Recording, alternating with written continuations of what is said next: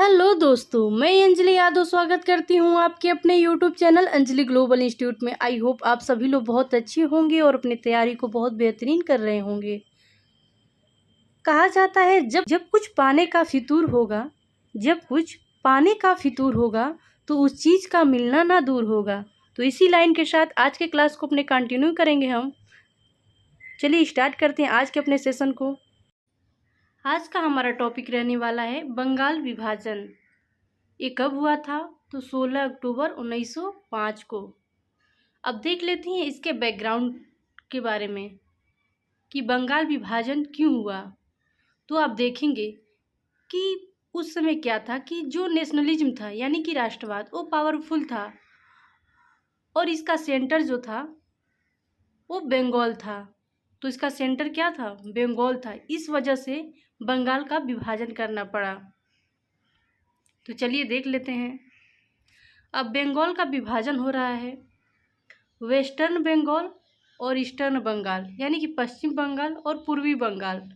पश्चिमी बंगाल में कौन कौन से जगह थे? तो वेस्ट बंगाल,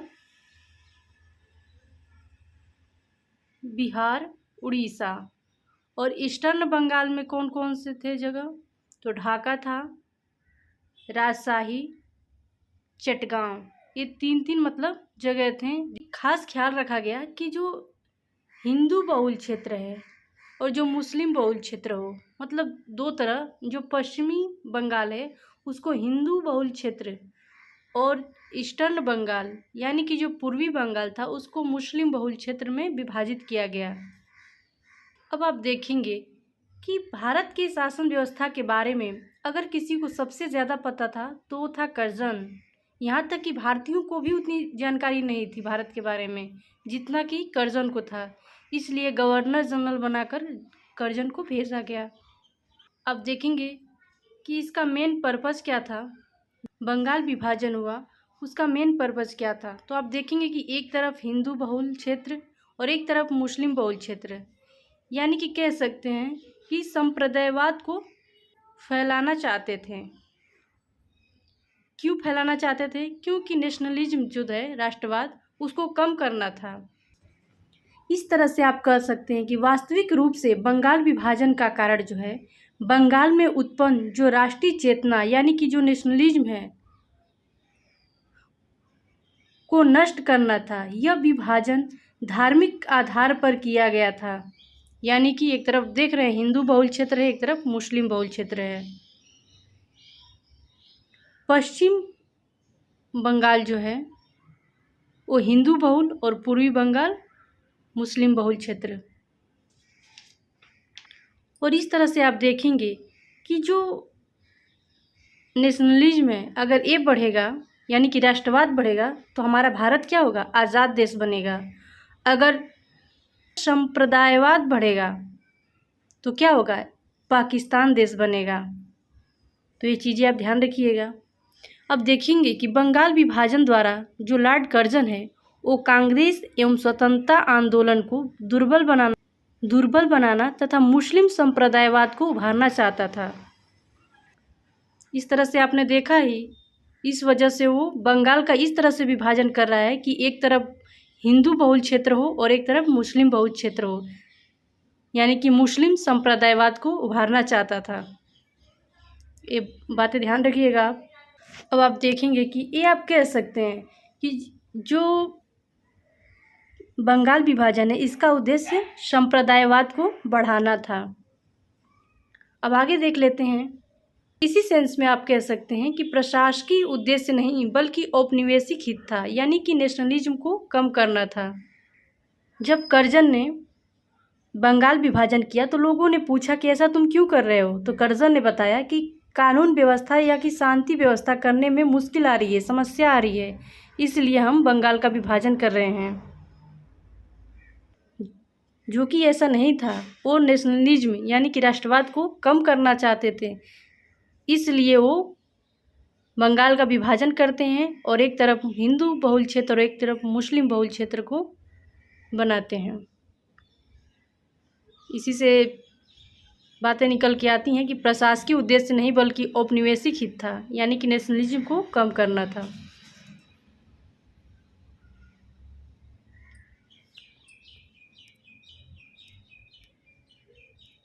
और ये बातें ध्यान दीजिए आप। बंगाल विभाजन संप्रदायवादी पर निर्भर था। कुछ पॉइंट हैं, इसे देख लीजिए आप। 3 दिसंबर 1903 को बंगाल विभाजन की घोषणा हुई थी। तो बंगाल विभाजन की घोषणा कब हुई थी? तो इसका राइट आंसर हो जाएगा 3 दिसंबर 1903। अगला देखेंगे कि जो बंगाल विभाजन है उसकी औपचारिक घोषणा कब हुई थी? तो 19 जुलाई 1905 को हुई थी। और बंगाल विभाजन पूर्णतः लागू कब हुआ था? तो ये 16 अक्टूबर 1905 को। तो ये बातें ध्यान रखिएगा। अब देख लेते हैं बंगाल विभाजन से जुड़े व्यक्ति कौन कौन थे। तो जो लॉर्ड कर्जन था वो तो वायसराय था, और लुई फ्रेजर जो कि बंगाल का गवर्नर था, और रिस्ले कौन था? तो गृह सचिव था। तो ये सब बातें आप ध्यान रखिएगा। अब देख लेते हैं स्वदेशी आंदोलन। तो स्वदेशी आंदोलन 7 अगस्त 1905 को। इसमें एक पॉइंट निकल के आता है कि किसानों को खुश करने के लिए कर्जन ने टैक्स लेने से मना कर दिया, ताकि किसान जो है स्वदेशी आंदोलन में भाग न ले सकें। तो इससे पॉइंट निकल के आता है कि किसान भाग नहीं लिया। जो किसान थे उन्होंने स्वदेशी आंदोलन में भाग नहीं लिया। तो क्यों नहीं लिया? तो इसका मतलब है कि कर्जन ने क्या किया कि उनके टैक्स को माफ़ कर दिया, इसलिए किसानों ने स्वदेशी आंदोलन में भाग नहीं लिया। इसी से कहा जाता है कि जो कर्जन था उसने सभी वर्ग को खुश करने की कोशिश की थी।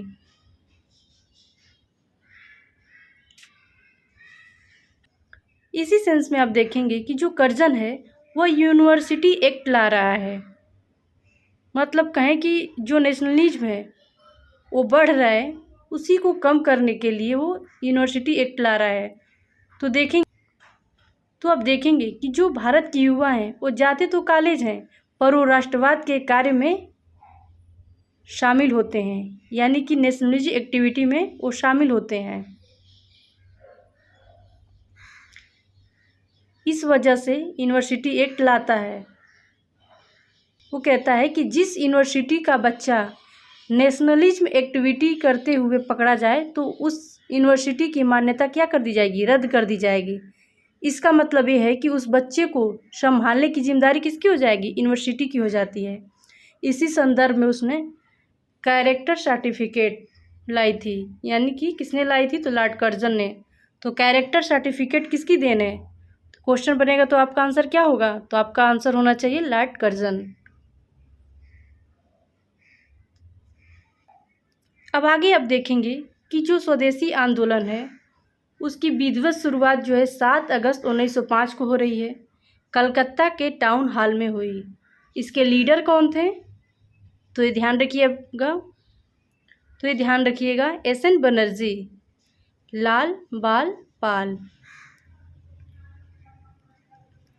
आगे देख लेते हैं 16 अक्टूबर 1905 का दिन जो है समूचे बंगाल में शोक दिवस के रूप में मनाया गया।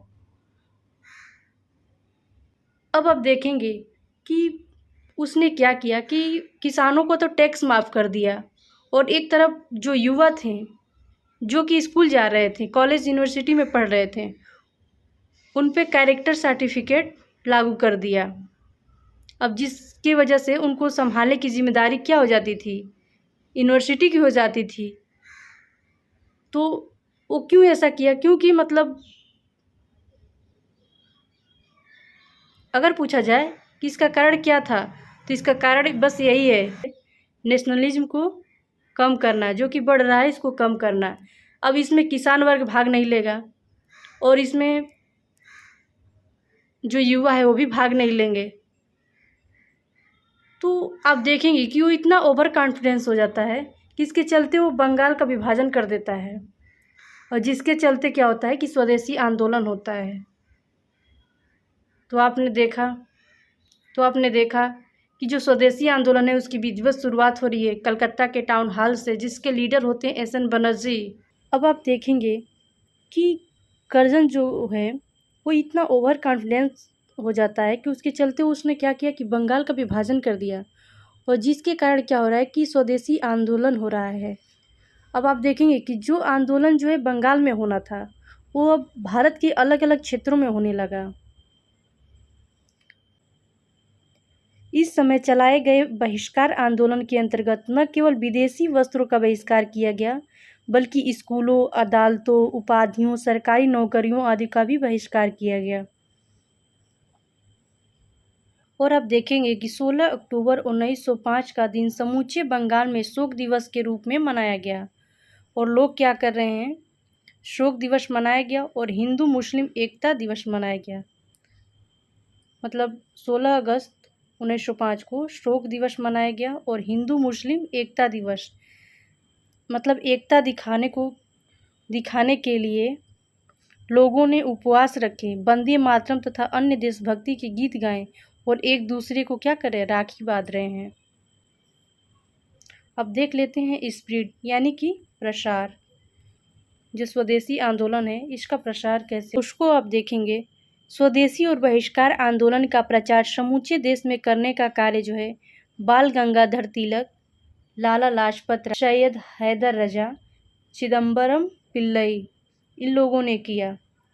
तिलक जो हैं वो पुणे से इसका नेतृत्व कर रहे थे और लाला लाजपत राय जो है पंजाब प्लस यूपी से भी, और सैयद हैदर रजा जो हैं दिल्ली से और चिदम्बरम पिल्लई मद्रास से। तो ये सब पॉइंट इंपॉर्टेंट है, इसे ध्यान रखिएगा क्योंकि इससे क्वेश्चन बार बार पूछे जाते हैं। और आगे ये आपने देख ही लिया है कि यूनिटी यानी कि एकता को दिखाने के लिए लोगों ने क्या किया, तो एक दूसरे को राखी बांधी।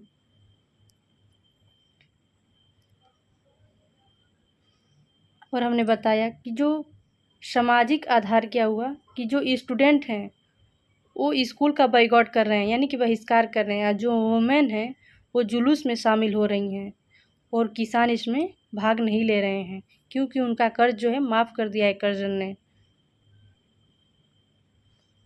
तो पहला ऐसा आंदोलन कौन था जिसमें महिलाओं ने भाग लिया, तो स्वदेशी आंदोलन, ये भी ध्यान रखिएगा। और इसमें किसानों ने भाग नहीं लिया।